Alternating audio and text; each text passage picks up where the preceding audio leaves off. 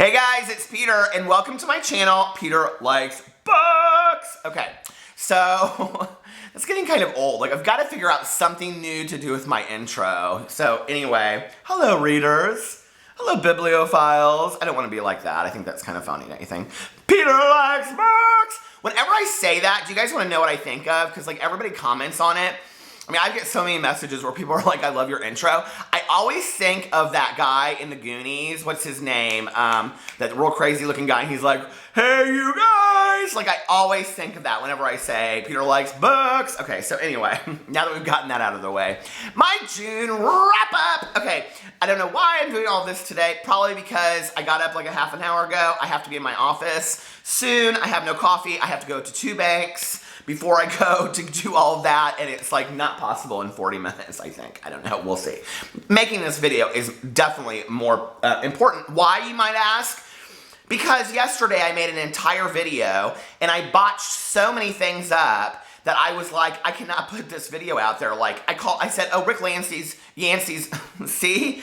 I said, I'm reading Rick Yancey's last book, The Infinite Sea, when I was like, as soon as it came out of my mouth, I was like, that's not right, it's The Last Star. It was like, I said all these different things, and then I did like this math equation in my book, and I was like 2 cents off, and people always correct me on that stuff. You always get the one person, like when you make a video, like if I say 10 minus 5 is 4, somebody will say, 10 minus 5 is 5, not 4. And you know, like when I watch the video back, I know that, but you guys know I don't edit, so it's not like I'm gonna go in there and edit that part out. I don't really care, quite frankly, you know? And 10 minus 5, 10 minus 4 doesn't really make a difference anyway. But you always get that one person that has to stay on there. They can't like say like, I love your videos, but it's 5, or they can't just say on there like, I'm sorry, but you got this part wrong. I just wanted to let you know if you want to edit it out there. They're always just like, 10 minus 5 is 5. And I'm always just like, whatever. So anyway, Peter, you might ask, what did you, or you might not, I don't know, what did you get accomplished in June? It doesn't feel like a hell of a lot, honestly. Oh, okay. I have read this month a total of 6 physical books, which is not a lot for me, you guys, and 1 audiobook. And I'm not happy about this at all. I wanted to read a lot more. I think it's because I got stuck in some books. I think it's because I'm reading 2 books right now that are kind of like summer-long books that I'm going to read, and so I want to talk about that. But one of my goals for July is to really get a few more books done, especially standalone. So let's get right into it. Part of the reason why I think my reading was a little slower this summer was because I am currently reading, you know, like I wanted to pick a book this summer that like was longer, that I had been kind of daunting to me before, but that I thought like, you know what, I really want to get done this summer that's kind of a summary book, so to speak. And so I picked Helter Skelter because so many people had recommended Helter Skelter to me. You know, I'm really kind of very interested in horror and serial killers and all that kind of stuff. And so, like, I love anything true crime. I watch all this stuff on TV. I still, to this day, think that one day I'm going to be an episode of Unsolved Mysteries, and it'll be like, Peter Mon, last seen at Walmart at 10:54 p.m., left his car door open, his purse was found. I don't carry a purse, but if I did, that would be how I got his purse. His purse first, was found. Anyway, do you guys get that? Like, I'm obsessed with that stuff. So I've read tons of true crime, which I know is probably not really literature, but I don't care, I like it. And so I'm reading Helter Skelter, which is, it says right on here, the #1 true crime bestseller of all time. So I'm reading that. But like, it's taking me forever, you guys. And so, like, that, I mean, it's not going to be like a monthly finish that I get done, if that makes sense. And then the other book is, that I'm kind of trying to read throughout the entire summer, is Summer Days and Summer Nights, 12 Love Stories, edited by Stephanie Perkins, which is a companion book to the holiday anthology edited by Stephanie Perkins called My True Love Gave to Me.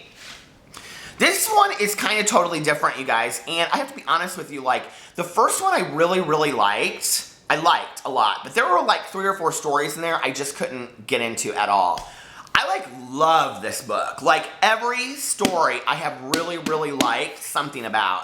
And so let me just go through it really quick. So Head, Scales, Tongue, and Tail by Leigh Bardugo. I don't really want to get into it, but it's about this girl that lives in this small town and this boy that she meets, but it's 10 times more than that.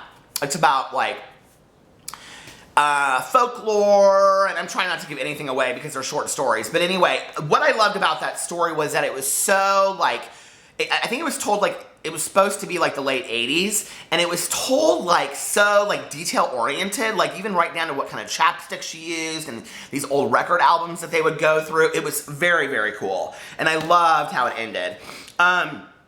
The End of Love by Nina LaCour. Okay, I didn't know anything about her, and she was the one that wrote the new book with David Levithan. I can't think of what it's called. You, Me, and something else. I know that's the book that I'm reading with Maddie. But anyway, and that's what I'm reading with Ashley for the month of July. And so I was really excited to read something by her because I didn't know anything by her. That story wore me out. Okay, all I'm going to say is it's LGBT. Last Stand at the Synagogue by Libba Bray. I don't know anything about Libba Bray. She gets bad reviews on BookTube. I feel like every time I see something about her, people are like, oh, it's by Libba Bray, I didn't like it. This story was so cute. It was about 3 kids that work at this movie theater that's closing down, and it only shows horror movies, and this like, I don't want to tell you anything more about it, but if you like horror movies, and you like summer, and you like kind of YA contemporary, this story was so cute. And that was like a longer story too. It was like 35 pages. Sick Pleasure by Francesca Lia Block. Not my favorite book story that I read in here. And I'll tell you, I liked it the whole way going through it until it got to the end, and then it was very sad. It was kind of like one of these like, I don't know, like something that you would read at 44, because my birthday was this week and I turned 44. Looking back on your life and being like, oh God, do you remember that summer when I was 20 and oh, what my life could have been like. It was very sad. I didn't like it. And then right now I'm reading In 90 Minutes Turn North by Stephanie Perkins, which is a follow-up story to her holiday story that she wrote. So this book is fantastic, you guys. I got it for $20 at Barnes & Noble. I'm sure you can get it for cheaper than that now on Amazon and places like that. I love, love, love this. And I will say this, I'm not big into rereading books, but these are stories that I'd probably revisit and read again. So I would probably buy the physical copy of this so that you could go back and reread it. Because some of the stories are stories you're going to want to reread again. This is a book that I'm going to loan out to my best friend. I think it's an any ages kind of book. I really, really like it. But because of those, I haven't finished a lot of things this month. So first of all, let me talk about the physical books I finished. The first one is, and I'm reading these in no order whatsoever, is This Is Where It Ends by Mary Kay Nigchomp. I gave this book no rating. I really disliked this book. You guys know that. It's interesting because I've gotten so many comments from other people that are saying they felt the exact same way. I gave it no rating because I didn't want to affect other people's love for this book because I could see where other people would love this book. If I felt that it only deserved 1 star or whatever, I would have done that. I thought the story was poorly thought out. I actually just read yesterday an article from Barnes & Noble where they put out the 10 most anticipated LGBT books of June, and I have to say, I have never felt so let down by Barnes & Noble. If this is an LGBT book, I don't even know what to say. And not only that, but she puts gay characters in here and has one of them shot right in the head.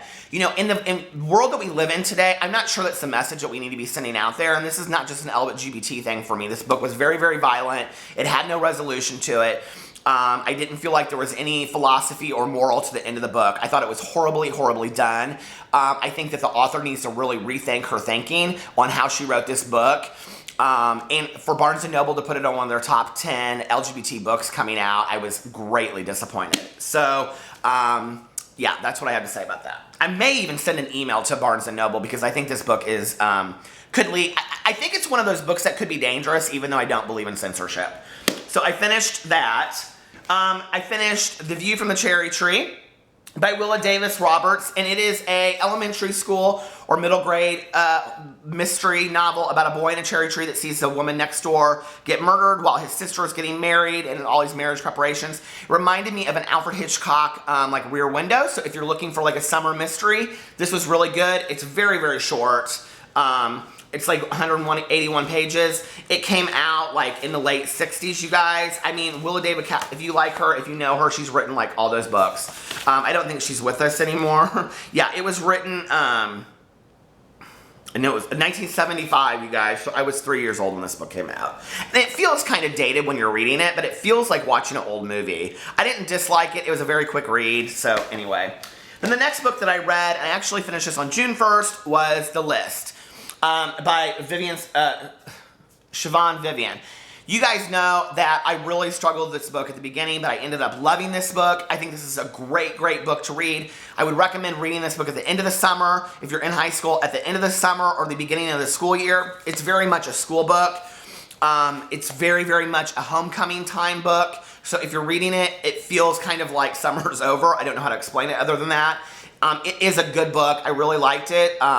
It's not deep, but the message is good, and I think that it has some kind of philosophy. I think I gave it a 4 out of 5. I didn't think it was as great as it could be, but I thought it was really well developed. So, yeah. Then the next book that I got was Songs for the Missing by Stuart Onan. Stuart Onan is one of my favorite all-time authors of all time. He has written Speed Queen, which is about a girl that's on death row for killing her boyfriend, kind of, through their selling of methamphetamine. It's a fantastic book. The Night Country, about kids that are killed in a car accident. He's written like, I don't know, something like 10 books. Last Night at the Lobster, which is the last night that this Red Lobster's open in the manager's life that's kind of falling apart. Every book that he writes is totally different, very character-driven. Songs for the Missing is about a girl named Kim that goes missing, and they don't know if she's been kidnapped or if she runs away or if she's been taken or what's happened. So, and it's really about how her family is affected by it. I really, really love this book. I gave it, but it was very sad. I gave it a 4 out of 5 stars. I thought it could have been a better plot driven throughout the book. Then I finished Harry Potter and the Sorcerer's Stone. You guys know I love this. I also watched the movie. I'm reading right now The Chamber of Secrets. I gave this book a 5 out of 5, obviously.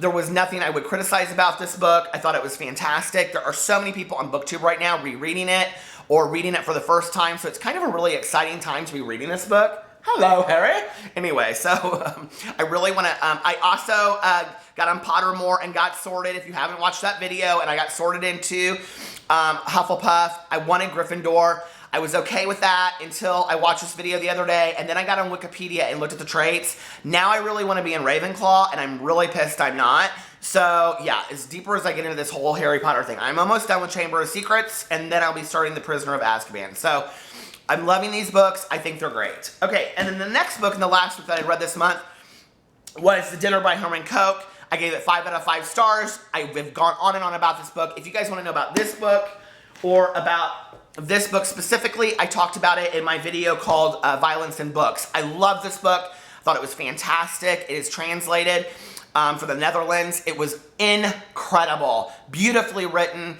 piece of literary fiction. It was a bit of a mystery. It was really, really, really good. So, yeah. And then I listened to Carry On by Rainbow Rowell. I finally just finished that. I gave it a 4 out of 5 stars, I think, but I would have probably given it 5 out of 5 stars. I thought it was genius the way that she developed this world. I just really wasn't into the story.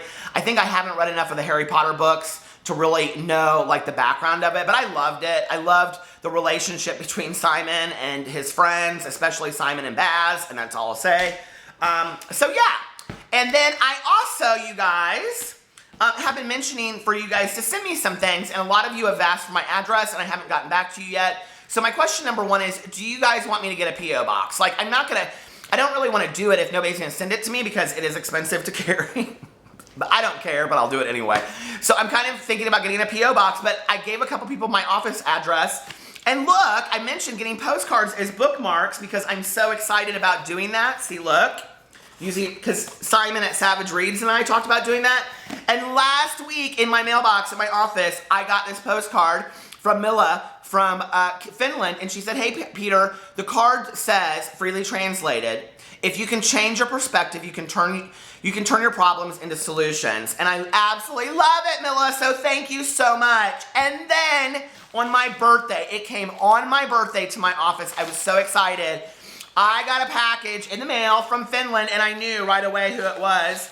I knew that it was Milla. So, look, she got me, I already opened it. I was going to do an opening on here, but I was too hungry. So, I got cinnamon toffee, which I ate, and it's very, very good. And then she got me a beautiful card and this little bookmark, which actually kind of looks like my dog Tucker. So isn't that so cute? I'm so excited about it. And then the card is beautiful. And she said in here, I don't know any of it because it's in Finnish. She said, hey, Peter, and she dated it and put Helsinki, Finland, and I love that. And then she said, hey, Peter, here is some finished cinnamon fudge for you. Hope you like it. The bookmark says, life doesn't have to be perfect to be wonderful. Love, Milla from Finland. Happy birthday to you. Milla, thank you so much. You totally made my day. When I went to my mailbox and I saw that package in there, I was so excited. And I knew right away, because I hadn't ordered anything, that I knew it was from you. So I was so excited about that. If you guys want to send me packages, email me and I will, or postcards or whatever, I'll give you my office address or I'll start something. And yeah, that's what I've gotten accomplished in the month of June. I also do weekly updates on BookTube, on my weekend BookTube. So I've got some exciting things to talk about this week on there. I also, for my birthday, which was on Wednesday, I started my journey of a video every day for a year over on my channel, Peter Mon. I'll put the link below. Please follow me and subscribe. It's just random vlogging and following me around for a day and talking about crazy stuff in my life. So I love you. Follow me, give this a thumbs up, and subscribe to my channel. Bye.